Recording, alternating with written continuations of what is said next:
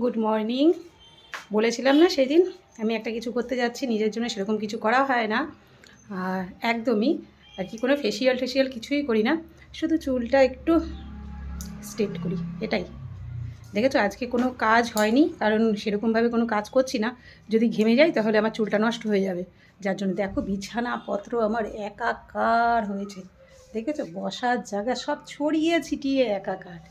আজকে থেকে করব, কারণ ঘাম হলেই চুলটা ভিজে গেলেই নষ্ট হয়ে যাবে, যার জন্য কোনো কিছু করা হয়নি। ভালোই হয়েছে, আমার তো ভালোই লাগছে। চুলটা কীরকম পাগলের মতো লাগছিল, তা এখন ভালোই লাগছে। সেরকমভাবে কোনো কাজ হয়নি, এখন ঢুকবো, এখন আস্তে আস্তে কাজগুলো সেরে নেব, কারণ ঘাম হওয়া যাবে না। আজকে শ্যাম্পু করব, যার জন্য আজকে একটু কাজ করব। ঘাম হওয়ার আগে একটু করা যায়, যার জন্য। বুঝেছ? দেখো আমাদের ব্যালকনি দিয়ে কি সুন্দর মাঠটা দেখা যাচ্ছে,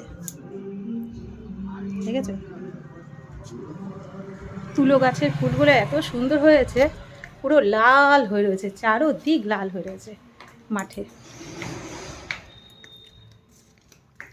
চলো টাটা।